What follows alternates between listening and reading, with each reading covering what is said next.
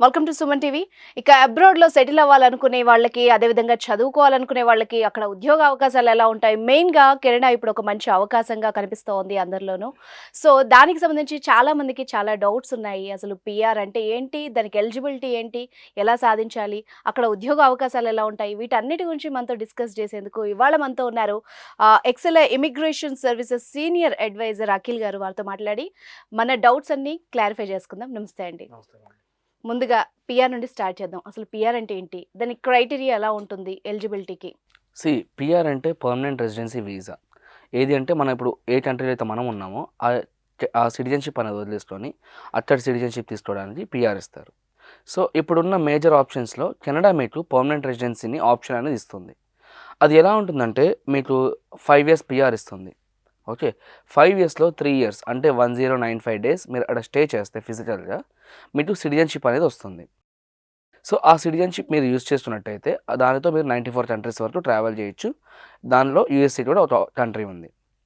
Options ఎలా ఉంటాయంటే మీకు బెనిఫిట్స్ లైక్ మన కంట్రీలో ఇప్పుడు స్టడీస్ అవ్వనండి, లైక్ మన పిల్లల స్టడీస్ కానివ్వండి, ఏదైనా చాలా ఎక్స్‌పెన్సివ్. బట్ కెనడా వచ్చేసి మీకు మీ కిడ్స్ వచ్చేసి 18 ఇయర్స్ వరకు ఫ్రీ ఎడ్యుకేషన్ ఇస్తుంది. మెడికల్స్ అనేది ఫ్రీ ఆఫ్ కాస్ట్ మొత్తం హోల్ ఫ్యామిలీకి. అండ్ ఏదైనా ఒక కంట్రీలో మన డిపెండెంట్ పని చేయాలి అనుకుంటే, లైక్ ఇప్పుడు హస్బెండ్ జాబ్ చేస్తున్నప్పుడు వైఫ్ డిపెండెంట్ ఉంటారు కదా. సో, వాళ్ళు జాబ్ చేయాలి అనుకుంటే వాళ్ళకి ఒక సెపరేట్ వీసా ఉండాలి. ఫర్ ఎగ్జాంపుల్ యూఎస్‌లో H1 ఉంటే H4 అప్లై చేసుకొని జాబ్ చేయాలి. But coming to Canada dependent full time job చేసి అక్కడ సెటిల్ అయ్యే ఆప్షన్ ఉంటుంది. అలానే హైయర్ స్టడీస్ ఏమైనా చేయాలనుకున్నా కూడా మనం చేసుకోవచ్చు. అండ్ ఎలిజిబిలిటీ క్రైటీరియా ఏముంటుందంటే మన ఏజ్ అవ్వనివ్వండి, క్వాలిఫికేషన్, లైక్ మీరు మినిమమ్ ఒక డిగ్రీ కానీ మాస్టర్స్ కానీ చేశారా, ఎక్స్పీరియన్స్ అంటే మీకున్న డిగ్రీకి కొంచెం అనుకూలంగా 2 ఇయర్స్ ఎక్స్పీరియన్స్ ఉంటే చాలు. అదేవిధంగా ఇప్పుడు మనం ఇండియాలోనే వేరే రాష్ట్రానికి వెళ్తే భాష మొత్తం మారిపోతుంది. అదేవిధంగా ఇప్పుడు కెనడా వెళ్ళామనుకోండి, టోటల్లీ అక్కడ మాట్లాడేది ఇంగ్లీష్ అవ్వనివ్వండి లేకపోతే ఫ్రెంచ్. సో, దాని కొరకు ఎలిజిబిలిటీ క్రైటీరియాలో ఐఎల్టీఎస్ అనే ఒక ఎగ్జామ్‌ని పెట్టారు. సో, అదేంటి అంటే మీరు ఇంగ్లీష్ ఎలా మాట్లాడతారు, రాయడం కానీ, వినడం, చదవటం. ఈ నాలుగిటిని బేస్ చేసుకొని మీకు ఎగ్జామ్ అనేది పెడతారు.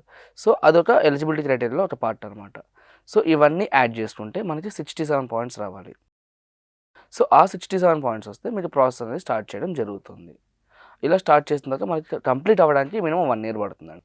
ఓకే. మీరు ఐఎల్స్ గురించి చెప్పారు కాబట్టి సో, దాని స్కోరింగ్ ఎలా ఉండాలి? ఎలా ప్రిపేర్ అవ్వాలి? ఎవరెవరికి ఎలాంటి అర్హతలు ఉండాలి? సో, దాని గురించి చెప్తారా? ఐఎల్స్ అంటే ఇప్పుడు మీరు ఫర్ ఎగ్జాంపుల్ ప్రొఫైల్ ఎలా ఉంటుందంటే, ఇప్పుడు ఒక ఏజ్ తీసుకోండి. ఇప్పుడు లెస్ దెన్ 30 అవనివ్వండి, లేకపోతే 35 ఇయర్స్ వచ్చే వరకు ఒక పాయింట్ క్రైటీరియా ఉంటుంది. 36 నుంచి ఒక్కొక్క పాయింట్ తగ్గుకుంటూ వస్తుంది. ఏది మీ ఏజ్ మీద. ఓకే. అండ్ క్వాలిఫికేషన్ వచ్చేసి బ్యాచిలర్స్ చేసినంత వరకు ఒక పాయింట్స్ వస్తాయి. అది డిగ్రీలో బీఎస్సీ, బీకామ్ అవ్వనివ్వండి, లేకపోతే బీటెక్ అవ్వనివ్వండి, బీఏ ఏదైనా పేరుకి డిగ్రీ. దాని తర్వాత మాస్టర్స్ చేసిన క్యాడర్‌కి ఒక పాయింట్స్ వస్తాయి. లేదు పీహెచ్‌డీ కూడా అయిపోతే ఒక పాయింట్స్ వస్తాయి. సో, ఏజ్ ఎన్ని పాయింట్స్ వస్తున్నాయో ఫస్ట్ చూస్తాము. దాని తర్వాత క్వాలిఫికేషన్ ఎన్ని పాయింట్స్ వస్తాయో చూస్తున్నాము. దాని తర్వాత మీ ఎక్స్‌పీరియన్స్ మినిమమ్ 2 ఇయర్స్ ఉండాలన్నారు కదా. సో, 1 ఇయర్ ఉన్న ఎక్స్‌పీరియన్స్‌కి 9 పాయింట్స్ వస్తాయి. ఓకే. సో, 2 ఇయర్స్‌కి 11 అని, అలాగా 6 ఇయర్స్‌కి మాక్సిమం పాయింట్స్ 15 వస్తాయి. సో, ఫస్ట్ మేమేం చేస్తామంటే ఒకవేళ ఒక జనరల్ ప్రొఫైల్, మ్యారేజ్ అవ్వని ప్రొఫైల్ అయితే ఏజ్, క్వాలిఫికేషన్, ఎక్స్‌పీరియన్స్ చూస్తాము. చూసి దాని తర్వాత ఐఎల్టీఎస్‌లో ఎన్ని పాయింట్స్ రావాలో చెప్తాము.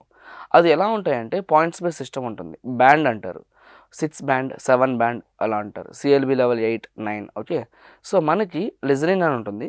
దాంట్లో 8 వచ్చి రిమైనింగ్ 3 మాడ్యూల్స్‌లో 7 వస్తే బావుంటుంది. దాన్ని మ్యాజికల్ బ్యాండ్ అంటారు. సో, అది అవ్వట్లేదనుకోండి, 6 వచ్చినా మీరు ఎలిజిబులే. హ్మ్. 6 కన్నా తక్కువ వస్తే ఆ ప్రొఫైల్ కాదని. 6 కన్నా తక్కువ వస్తే కెనడియన్ గవర్నమెంట్ యాక్సెప్ట్ చేయదు ఆ ప్రొఫైల్‌ని. ఫర్ ఎగ్జాంపుల్ మ్యారేజ్ ఉందనుకోండి, మీ డిపెండెంట్ ఐఎల్స్ రాశారనుకోండి, ఒక 5 పాయింట్స్ ఎక్స్ట్రా యాడ్ అవుతాయి. అంటే డిపెండెంట్ జస్ట్ ఐఎల్స్ అటెండ్ అవుతాయి. 5 పాయింట్స్ వస్తాయి. రిమైనింగ్ 62 పాయింట్స్, మన 67 పాయింట్స్ ఎలిజిబిలిటీ అన్నాం కదా, ఆ 62 పాయింట్స్ మీ ప్రొఫైల్ మీద మళ్ళీ చెక్ చేస్తాము. ఓకే. బట్ ఎటు చూస్తున్నా కూడా 6 కన్నా తక్కువ రాకూడదు.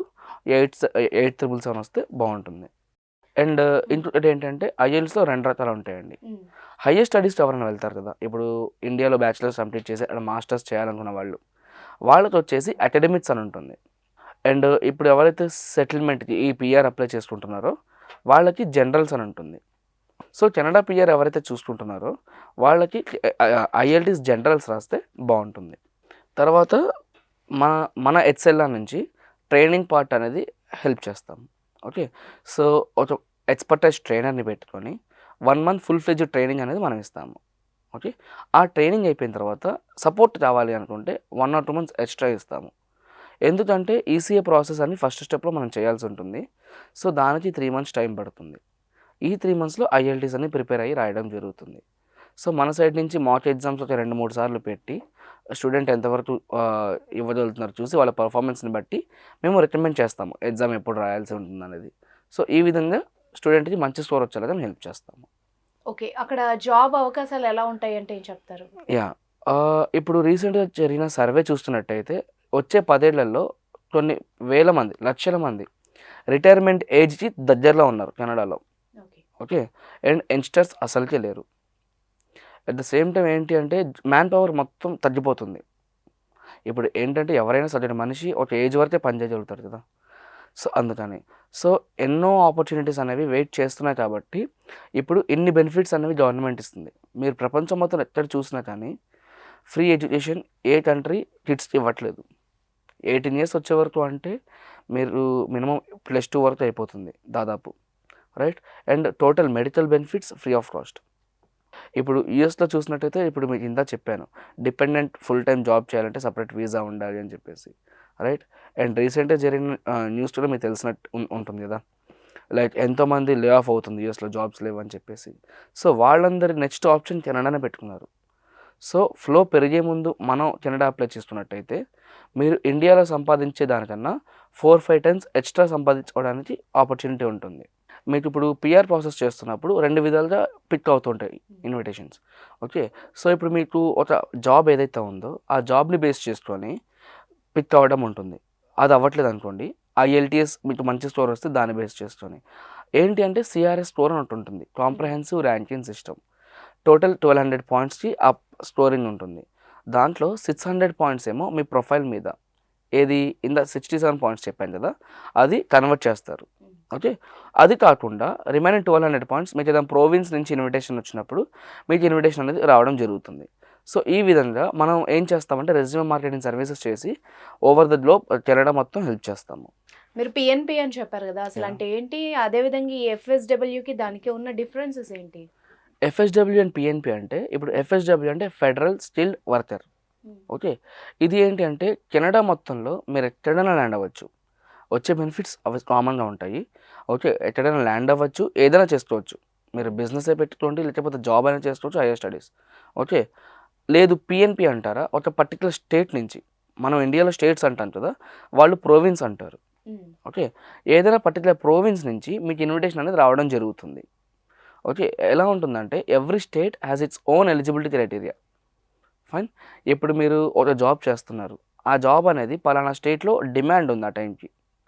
ఓకే, ఆ టైంకి ఆ స్టేట్లో ఆ జాబ్ ఆ స్టేట్లో డిమాండ్ ఉన్నప్పుడు మీకు ఆ స్టేట్ నుంచి డైరెక్ట్ ఇన్విటేషన్ వస్తుంది.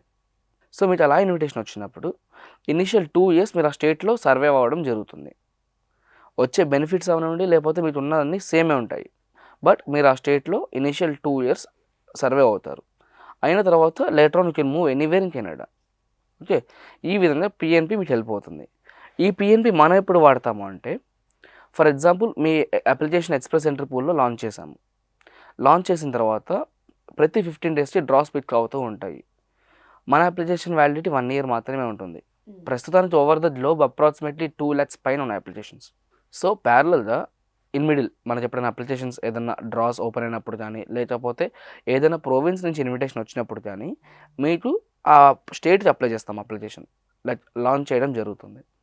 లాంచ్ చేసిన తర్వాత మనకి ఇన్విటేషన్ వచ్చింది అనుకోండి, రిమైనింగ్ ప్రాసెస్ అనేది చేస్తూ వెళ్ళిపోతే మనకి పిఆర్ వస్తుంది. అప్పుడు మనం ఆ స్టేట్కి 2 years ల్యాండ్ అవుతాము. మీరు చేసుకోవాల్సిన ఫార్మాలిటీస్ అన్ని డైరెక్ట్ ఆ స్టేట్లో చేసుకోవాలి.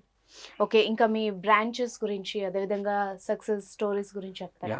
ఎక్సెల్లా స్థాపించి దాదాపు 15 సంవత్సరాలు అయిందండి. ఓకే, ఇప్పటి వరకు ఎంతోమంది మధ్యతరగతి కుటుంబాల కలలు మన ఎక్సెల్లా సహకారం చేసింది. ఓకే, ఇప్పుడు ఇంత కష్టపడి సంపాదించేది కేవలం నెక్స్ట్ జనరేషన్ కోసమే, రైట్? ఈరోజు మనం చూస్తున్నట్టయితే స్కూల్ ఫీజు అవనివ్వండి, లేకపోతే కాలేజ్ ఫీజ్ ఇవన్నీ చాలా ఎక్స్‌పెన్సివ్ అయిపోయినాయి. బట్ ఎక్సెల్లా ఇక్కడ స్థాపించి కెనడా పీఆర్ ప్రాసెస్ చేసేది only reason they will have a good life అని చెప్పేసి. ఓకే. మా సర్వీసెస్‌ని మెచ్చి రీసెంట్‌గా యూఎస్ ఆర్టికల్ ఫోర్బ్స్‌లో లిస్టెడ్ అయ్యిందండి. Okay. And in the same time దుబాయ్‌లో కూడా మన ఆర్టికల్ గురించి వేశారు కంపెనీ గురించి. దాదాపు 500కి పైగా అప్లికేషన్స్ అనేవి సక్సెస్‌ఫుల్‌గా కంప్లీట్ అయిపోయి ప్రస్తుతం కెనడాలో హ్యాపీగా జాబ్ చేసుకుంటున్నారు. Okay. Not only Canada PR. Okay. We do lot of other services. IELTS training ఇవ్వడం కానివ్వండి, లేకపోతే విజిట్ వీసాస్ చేస్తున్నాము. ఓకే. లేదనుకోండి ఫర్ ఎగ్జాంపుల్ ఇవాళ వెళ్ళిపోయారు మీరు. లేటర్ ఆన్ మీరు అక్కడికి వెళ్ళిన తర్వాత మ్యారేజ్ అయిందనుకోండి డిపెండెంట్ వీసా ప్రాసెస్ చేయాలి. దాన్ని మనమే ప్రాసెస్ చేస్తున్నాము. ఓకే. మీ పేరెంట్స్‌ని తీసుకెళ్ళాలి అనుకుంటే సూపర్ పేరెంటల్ వీసా అంటారు. ఆ సూపర్ పేరెంటల్ వీసా కూడా మనమే ప్రాసెస్ చేస్తాము. ఇక్కడి నుంచి ఏదైనా అక్కడికి వెళ్ళడానికి. ఓకే. అండ్ అక్కడికి వెళ్ళిన తర్వాత పోస్ట్ ల్యాండింగ్ సర్వీసెస్ అంటారు. అంటే లైక్ ఇక్కడి నుంచి వెళ్ళిపోయారు కదా! మనకింక సంబంధం లేదు అని చెప్పకుండా మీరు అక్కడ దిగంగానే పికప్ అండ్ డ్రాప్ అవ్వనివ్వండి.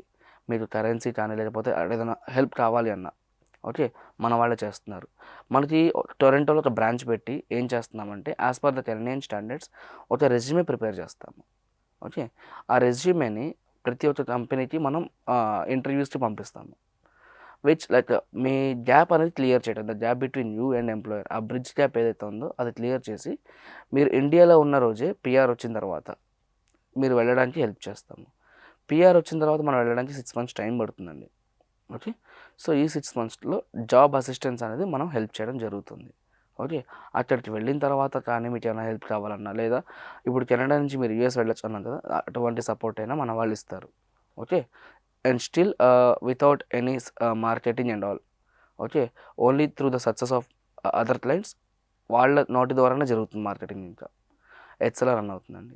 Thank you so much Akhil గారు. చాలా చక్కగా ఎక్స్‌ప్లెయిన్ చేశారు. సో, చూస్తున్నారు గదా! ఎవరైతే కెనడా పీఆర్ అప్లై చేసుకోవాలనుకుంటున్నారో స్క్రీన్ పైన స్క్రోల్ అవుతున్న నంబర్‌కి మీ అదర్ క్వైరీస్ కానీ లేదంటే అప్లై చేసుకోవాలనుకునే వాళ్ళు ఆ నంబర్‌ని కాంటాక్ట్ అవ్వచ్చు. Thank you.